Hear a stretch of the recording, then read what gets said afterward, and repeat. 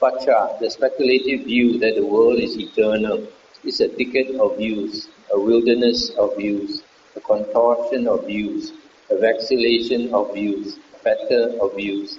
It is beset by suffering, by vexation, by despair and by fever, and it does not lead to disenchantment, to dispassion, to cessation, to peace, to direct knowledge, to enlightenment, to nirvana.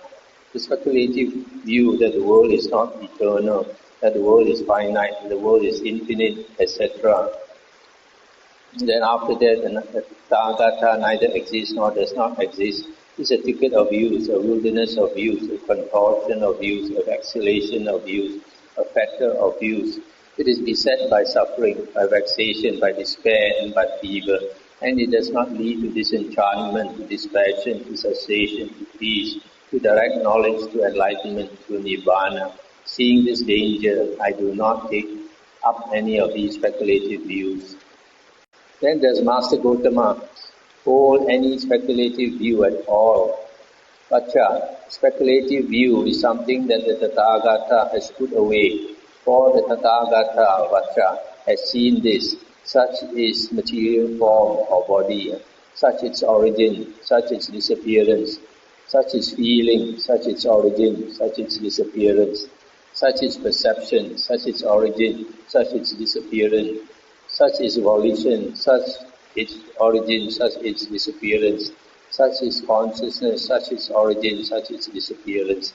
Therefore I say, with the destruction, fading away, cessation, giving up and relinquishing of all conceivings, all excogitations, all I-making, mind-making, and the underlying tendency to conceive, that the Tathagata is liberated through not clinging. Stop here for a moment.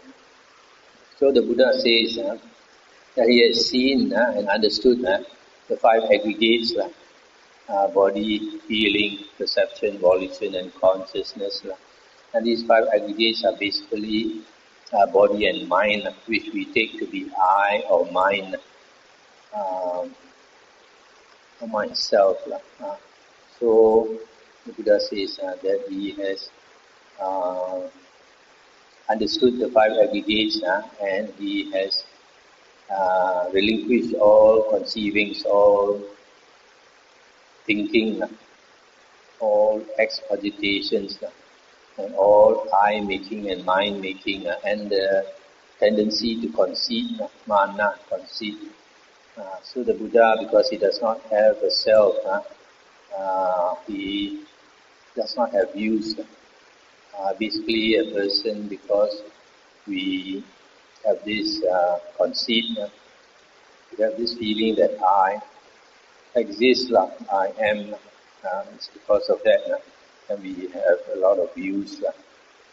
Here I have fallen into bewilderment, Master Gotama. Here I have fallen into confusion, and the measure of confidence I had gained through previous conversation with Master Gotama has now disappeared. And the Buddha said, it is enough to cause you bewilderment, Vacha, enough to cause you confusion, for this Dhamma, Vacha, is profound, hard to see and hard to understand, peaceful and sublime, unattainable by mere reasoning, subtle, to be experienced by the wise. It is hard for you to understand it when you hold another view, accept another teaching, approve of another teaching, pursue a different training, and follow a different teacher. And then the Buddha said, so I shall question you about this in return, Vacha. Answer as you choose. What do you think, Vacha? Suppose a fire were burning before you. Would you know this fire is burning before me? I would, Master Gotama. If someone were to ask you, Vacha, what does this fire burning before you burn in dependence on? Being asked thus, what would you answer? Being asked thus, Master Gotama, I would answer, this fire burning before me burns in dependence on grass and sticks. If that fire before you were to be extinguished, would you know this fire before me has been extinguished? I would, Master Gotama. If someone were to ask you, Vacha, when that fire before you was extinguished, to which direction did it go? To the east, west, north or south? Being asked thus, what would you answer? That does not apply, Master Gotama. The fire burns in dependence on its fuel of grass and sticks. When that is used up, it does not get any more fuel. Being without fuel, it is reckoned as extinguished. So similarly, the Buddha is trying to use this example to say when an arahant is liberated, that fuel for existence is used up. And so it's like the flame extinguished. This is similarly for Nibbana, pool. We continue on the round of rebirths, life after life, because of three types of fuel: greed, hatred, and delusion. When you cut away the greed, hatred, and delusion, there is no more fuel for the round of rebirths. So too Vacca, the Tathagata, has abandoned that material form by which one describing the Tathagata might describe him. He has cut it off at the root, made it like a palm stump, done away with it so that it is no longer subject to future arising. The Tathagata is liberated from reckoning in terms of material form. Vacca. He is profound, immeasurable, unfathomable, like the ocean.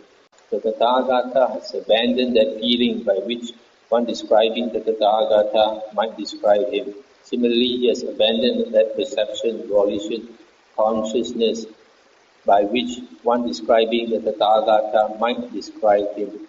He has cut it off at the root, made it like a palm stump, done away with it so that it is no longer subject to future arising. The Tathagata is liberated from reckoning in terms of the aggregates Vacca. He is profound, immeasurable, unfathomable like the ocean. Magnificent Master Gautama, magnificent Master Gautama. Master Gautama has made the Dhamma clear in many ways, as though he were turning upright but had been overthrown, revealing what was hidden, showing the way to one who was lost, or holding up a lamp in the dark for those with eyesight to see forms. I go to Master Gautama for refuge, and to the Dhamma, and to the Sangha of monks. From today, let Master Gautama remember me as a lay follower who has gone to him for refuge for life.